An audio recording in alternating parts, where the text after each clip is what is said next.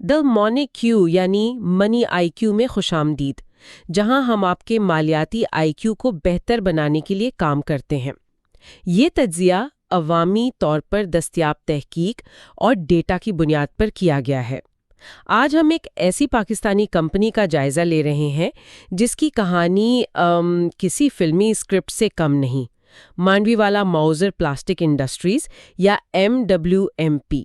یہ صرف اعداد و شمار کا تجزیہ نہیں ہے، بلکہ یہ ایک ایسی کمپنی کی واپسی کی کہانی ہے جو تقریباً ایک دہائی تک بند رہنے کے بعد نہ صرف دوبارہ کھڑی ہوئی بلکہ مارکیٹ میں ایک مضبوط کھلاڑی بن کر ابھری ہے۔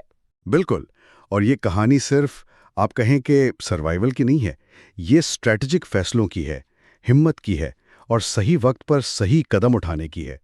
ہم یہ سمجھنے کی کوشش کریں گے کہ ایک کمپنی جو عملی طور پر ختم ہو چکی تھی، وہ 0 سے 1 ارب روپے کی آمدنی تک کیسے پہنچی، اور اس سفر کے دوران انہوں نے کون سے اہم سبق سیکھے جو کسی بھی کاروبار کے لیے مشعل راہ ہو سکتے ہیں۔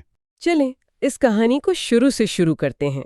سب سے حیران کن بات میرے لیے تو یہی ہے کہ 2013 سے لے کر 2020 تک، یعنی پورے 7 سال، اس کمپنی کی کوئی کمرشل پروڈکشن ہی نہیں تھی۔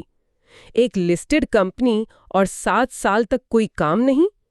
آخر ہوا کیا تھا؟ دراصل اس کی جو بنیادی وجہ تھی نا، وہ تھی کمپنی کے پلانٹ کی لوکیشن۔ ان کا پلانٹ تھا اوتھر بلوچستان میں، جو اس وقت غیر یقینی حالات، جغرافیائی تنہائی اور سب سے بڑھ کر بجلی کی شدید بندش جیسے مسائل سے دوچار تھا۔ اب دیکھیں، کسی بھی مینوفیکچرنگ پلانٹ کے لیے بجلی تو لائف لائن ہوتی ہے۔ جب وہی نہ ہو تو کام کرنا ناممکن ہو جاتا ہے۔ اسی وجہ سے 1 جولائی 2013 کو انہیں پیداوار مکمل طور پر روکنی پڑی۔ تو 7 سال تک کمپنی ایک طرح سے کوما میں تھی۔ پھر انہوں نے ایک بہت بڑا اور شاید بہت خطرناک فیصلہ کیا۔ انہوں نے اپنا پورا پلانٹ آف مشینری اوتھل سے کراچی منتقل کرنے کا فیصلہ کیا۔ یہ تو بہت بڑا سٹیپ ہے۔ اس میں کتنا بڑا رسک اور سرمایہ کاری شامل ہوگی؟ جی، بہت بڑا قدم تھا، اور یہی ان کی واپسی کا پہلا باب تھا۔ 25 جولائی 2020 کو انہوں نے کراچی میں دوبارہ پروڈکشن شروع کی، اور اس کے اثرات فوراً نظر آنے لگے۔ مالی سال 2021 میں، جہاں پچھلے سال ان کی سیلز 0 تھیں، انہوں نے 123 ملین روپے کی سیلز ریکارڈ کی۔ یہ ایک زبردست شروعات تھی۔ لیکن 123 ملین کی سیلز کے باوجود وہ اب بھی نقصان میں تھے، ہے نا؟ 2021 میں انہیں 6.7 ملین روپے کا خالص نقصان ہوا۔ تو پہلا سال اتنا آسان نہیں تھا۔ بالکل نہیں، لیکن یہاں کانٹیکسٹ بہت اہم ہے۔ پچھلے سال کے مقابلے میں ان کا نقصان 81% کم ہوا تھا۔ دیکھیں، جب آپ ایک بند فیکٹری دوبارہ شروع کرتے ہیں تو آپ کے اخراجات فوراً بڑھ جاتے ہیں۔ خام مال خریدنا، بجلی کے بل، ملازمین کی تنخواہیں، فریٹ چارجز، یہ سب آمدنی مستحکم ہونے سے پہلے شروع ہو جاتے ہیں۔ تو ابتدائی نقصان متوقع تھا، لیکن اسی سال ایک دلچسپ واقعہ ہوا جس نے انہیں تھوڑی مدد فراہم کی۔ اچھا، یہاں بات واقعی دلچسپ ہو جاتی ہے۔ وہ کیا تھا؟ ایگزٹ میں ان کے کچھ احساسوں کو نقصان پہنچا تھا، لیکن 2021 میں انہیں اس کا انشورنس کلیم مل گیا جس نے ان کے فائنینشلز کو کافی سپورٹ دی۔ یہ ایک ون ٹائم ایونٹ تھا، لیکن اس نازک مرحلے پر یہ بہت اہم ثابت ہوا۔ اچھا، تو آپ مجھے تصویر سمجھ آ رہی ہے۔ انشورنس سے ملنے والی رقم نے انہیں اس نازک پہلے سال میں تھوڑا سانس لینے کا موقع فراہم کیا۔ یہ ایک طرح کی مالیاتی آکسیجن تھی جس کی انہیں سخت ضرورت تھی۔ تو کمپنی دوبارہ چل پڑی تھی، لیکن ابھی تک منافع بخش نہیں تھی۔ اصل واپسی تو اس کے بعد شروع ہوئی ہوگی۔ بالکل، 2022 وہ سال تھا جہاں کہانی نے اصل موڑ لیا۔ سیلز میں 272% کا دھماکہ خیز اضافہ ہوا۔ وہ 123 ملین سے سیدھا 458 ملین روپے تک پہنچ گئیں، اور آخر کار 7 سال بند رہنے اور پھر 1 سال نقصان میں چلنے کے بعد کمپنی نے 11.66 ملین روپے کا خالص منافع کمایا۔ ایک منٹ، 272% اضافہ یہ صرف ڈیمانڈ بڑھنے سے نہیں ہو سکتا، یہ تو غیر معمولی ہے۔ کیا مارکیٹ میں ان کا کوئی بڑا مدعا مقابل دیوالیہ ہو گیا تھا، یا یہ محض اس لیے تھا کہ وہ بہت کم بیس سے شروع کر رہے تھے، اس لیے کوئی بھی اضافہ بہت بڑا لگتا ہے؟ یہ ایک بہترین سوال ہے۔ لو بیس ایفیکٹ کا اثر ضرور تھا، لیکن اصل وجہ مارکیٹ میں موجود ایک خلا تھا۔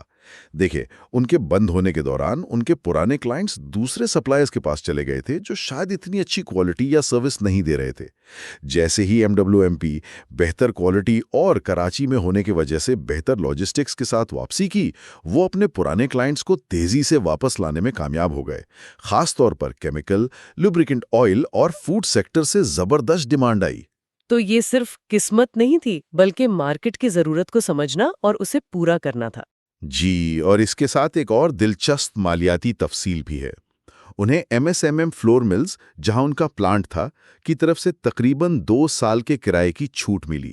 اس نے ان کے آپریشنل پروفٹ میں بہت بڑی مدد کی۔ تو یہ حقیقی آپریشنل ترقی اور کچھ ہوشیار مالیاتی مینجمنٹ کا امتزاج تھا۔ یعنی آپریشنل کامیابی اور مالیاتی سہولیات کا بہترین امتزاج۔ اس کے بعد تو لگتا ہے کہ ٹرین چل پڑی۔ 2023 اور 2024 میں کیا ہوا؟ رفتار مزید تیز ہو گئی۔ 2023 میں سیلز میں مزید 35% اضافہ ہوا، اور انہوں نے اپنی پیداواری صلاحیت کو بھی 4275 ٹن سے بڑھا کر 5775 ٹن کر دیا، جس کا نتیجہ یہ نکلا کہ منافع 240% بڑھ کر تقریباً 40 ملین روپے تک پہنچ گیا۔ اور پھر آیا 2024، جو اس دور کا عروج لگتا ہے۔ سیلز 1.1 بلین روپے سے تجاوز کر گئیں۔ یہ اعداد و شمار متاثر کن ہے، لیکن اتنی تیز ترقی اکثر اپنے ساتھ مسائل بھی لاتی ہے۔ کیا ان کی سپلائی چین اس دباؤ کو برداشت کر پا رہی تھی؟ کیا کوالٹی پر کوئی سمجھوتا ہوا؟ اکثر کمپنیاں تیزی سے بڑھنے کی کوشش میں اندر سے کھوکھلی ہو جاتی ہیں۔ آپ کا خدشہ بالکل درست ہے، اور یہ ایک عام مسئلہ ہے، لیکن لگتا ہے کہ MWMP کی مینجمنٹ اس سے واقف تھی۔ 2024 کی بے مثال کامیابی کے پیچھے ایک بڑی وجہ ایک نئی پروڈکٹ 250 لیٹر کے بڑے ڈرم کا لانچ ہونا تھا۔ دلچسپ بات یہ ہے کہ وہ یہ پروڈکٹ 2023 میں ہی لانچ کرنا چاہتے تھے، لیکن اس وقت کے خراب معاشی حالات کی وجہ سے انہوں نے اسے روک لیا۔ یہ ظاہر کرتا ہے کہ وہ صرف آنکھیں بند کر کے نہیں بھاگ رہے تھے، بلکہ مارکیٹ کے حالات کو دیکھ کر فیصلے کر رہے تھے۔ جب 2024 میں حالات بہتر ہوئے، انہوں نے پروڈکٹ لانچ کی اور وہ بہت کامیاب رہی۔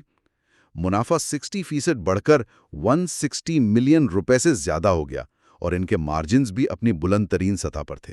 تو 2024 تک سب کچھ بہترین چل رہا تھا، دھماکہ خیز ترقی، بڑھتا ہوا منافع۔ اس کے بعد تو توقع یہی تھی کہ 2025 اور بھی بہتر ہوگا، لیکن رپورٹ کے مطابق 2025 میں سیلز میں اضافہ تقریباً صرف 0.67% تھا۔ پہلی نظر میں تو یہ ایک ناکامی حکمت عملی لگتی ہے۔ ایسا لگتا ہے جیسے انہوں نے مارکیٹ شیئر کے چکر میں اپنی سب سے قیمتی چیز یعنی منافع گوا دیا۔ لیکن کیا واقعی ایسا تھا، یا یہ کسی بڑی چھلانگ کی تیاری تھی؟ آپ نے بالکل صحیح نبض پر ہاتھ رکھا ہے۔ یہ ایک بہت اہم اور سوچا سمجھا اسٹریٹجک فیصلہ تھا۔ یہاں کمپنی کی مینجمنٹ نے ایک بڑا جوا کھیلا۔ انہوں نے قیمتوں کے بجائے حجم کو ترجیح دی۔ ان کا مقصد تھا مارکیٹ میں اپنی رسائی بڑھانا، یعنی مارکیٹ شیئر پر قبضہ کرنا۔ تو اگرچہ ان کی فروخت کا حجم یعنی یونٹس کی تعداد 17% بڑھی، لیکن کل آمدنی زیادہ نہیں بڑھی، کیونکہ وہ کم قیمت پر یا ڈسکاؤنٹ پر فروخت کر رہے تھے۔ یہ تو مارکیٹ شیئر حاصل کرنے کی ایک کلاسک حکمت عملی ہے، لیکن ایسی حکمت عملیوں کی ہمیشہ کوئی نہ کوئی قیمت ہوتی ہے۔ اس کی کیا قیمت چکانی پڑی؟ کم ہو کر 73 ملین روپے رہ گیا۔ لیکن یہاں اصل کھیل سمجھنے کی ضرورت ہے۔ پاکستان کی انڈسٹریل پلاسٹک پیکیجنگ مارکیٹ میں بڑے کلائنٹس حاصل کرنا سب سے اہم ہے۔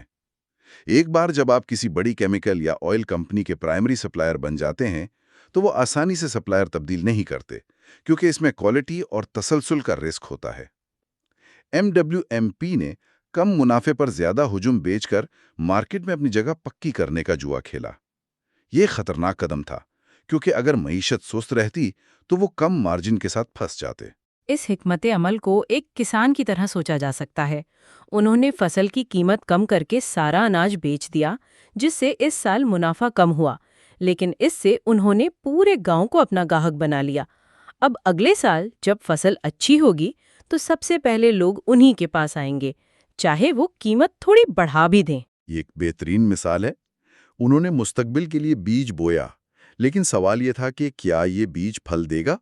اس کا جواب ہمیں تازہ ترین اعداد و شمار میں ملتا ہے، مالی سال 26 کی پہلی سماہی۔ اور تازہ ترین ڈیٹا کیا کہتا ہے؟ کیا ان کا جوا کام کر گیا؟ ایسا لگتا ہے کہ جوا نہ صرف کام کیا بلکہ شاندار طریقے سے کام کیا۔ مالی سال 26 کی پہلی سماہی میں پچھلے سال کی اسی سماہی کے مقابلے میں سیلز میں 91% کا زبردست اضافہ ہوا ہے، اور اس سے بھی اہم بات یہ ہے کہ منافع میں 154% کا شاندار اضافہ ہوا ہے۔ واہ، تو مارکیٹ میں رسائی کی حکمت عملی رنگ لا رہی ہے، اور وہ بھی اتنی جلدی۔ یہ اچانک اتنا بڑا اضافہ کیوں؟ ٹھیک ہے، یہاں کئی عوامل ایک ساتھ کام کر رہے ہیں۔ اول، جو مارکیٹ شیئر انہوں نے پچھلے سال حاصل کیا تھا وہ اب زیادہ قیمت پر فروخت میں تبدیل ہو رہا ہے۔ دوم، کیمیکل سیکٹر جو ان کا بڑا کلائنٹ ہے کی برآمدات بڑھ رہی ہیں، جس سے ڈرموں کی ڈیمانڈ میں اضافہ ہوا ہے۔ سوم، ملک میں عمومی معاشی بحالی نے بھی طلب کو مستحکم کیا ہے، اور آخر میں خام مال کی مستحکم قیمتوں اور مضبوط روپے نے ان کے مارجن کو بہتر بنانے میں مدد کی ہے۔ ان کا گراس مارجن جو پچھلے سال اسی سہمائی میں 18% تھا، اب بڑھ کر 20% ہو گیا ہے۔ ٹھیک ہے، تو یہ مکمل تصویر ہے۔ ایک ایسی کمپنی جو 7 سال بند رہی، اس نے جگہ بدلی، دوبارہ کام شروع کیا، دھماکہ خیز ترقی کی، پھر مارکیٹ شیئر کے لیے ایک اسٹریٹجک تبدیلی کی جس سے عارضی طور پر منافع کم ہوا، اور اب وہ پہلے سے زیادہ مضبوط ہو کر ابھر رہی ہے۔ یہ لچک اور طویل مدتی سوچ کی ایک غیر معمولی مثال ہے۔ یہ ایک بہترین خلاصہ ہے۔ انہوں نے صرف دوبارہ آغاز نہیں کیا، انہوں نے کیپیسٹی بڑھائی، نئی مصنوعات لانچ کیں، اور قیمتوں بمقابلہ حجم پر حکمت عملی سے فیصلے کیے۔ یہ ظاہر کرتا ہے کہ وہ صرف حالات پر رد عمل نہیں دے رہے تھے بلکہ مستقبل کے لیے منصوبہ بندی کر رہے تھے۔ کمپنی کی ملکیت کے بارے میں کیا خیال ہے؟ شیئر ہولڈنگ کا پیٹرن بھی کافی دلچسپ ہے۔ بہت دلچسپ۔ یہاں جو بات قابل غور ہے وہ یہ ہے کہ پبلک سیکٹر کی کمپنیوں اور کارپوریشنز کے پاس 74% سے زیادہ کا اکثریتی حصہ ہے۔ عام پبلک کے پاس تقریباً 19% ہے، جبکہ ڈائریکٹرز اور ان کے خاندانوں کے پاس صرف 4.6% ہیں۔ تو یہ کوئی خاندانی کاروبار نہیں ہے، یہاں بڑے ادارہ جاتی سرمایہ کاروں کا کنٹرول ہے، جو عام طور پر طویل مدتی حکمت عملی اور مستحکم گورننس کی نشاندہی کرتا ہے۔ اور ان کا مستقبل کیسا نظر آتا ہے؟ کیا یہ رفتار برقرار رہے گی؟ مستقبل کافی مثبت نظر آتا ہے۔ وہ پیداواری صلاحیت بڑھانے اور مشینری کو جدید بنانے کے لیے 250 ملین روپے کی سرمایہ کاری کا منصوبہ بنا رہے ہیں۔ مقصد بڑھتی ہوئی طلب کو پورا کرنا اور لاگت کو کم کرنا ہے۔ مسلسل منافع نے ان کے پچھلے سالوں کے جمع شدہ نقصانات کو بھی تقریباً ختم کر دیا ہے، جس سے ان کی بیلنس شیٹ بہت مضبوط ہو رہی ہے۔ تو یہ مکمل طور پر بند ہونے سے لے کر 1 ارب روپے کی کمپنی بننے تک کی ایک ناقابل یقین واپسی کی کہانی ہے، جس کے پاس توسیع کے بڑے منصوبے بھی ہیں۔ یہاں ایک اہم سوال پیدا ہوتا ہے جسے ہر بزنس لیڈر کو مد نظر رکھنا چاہیے۔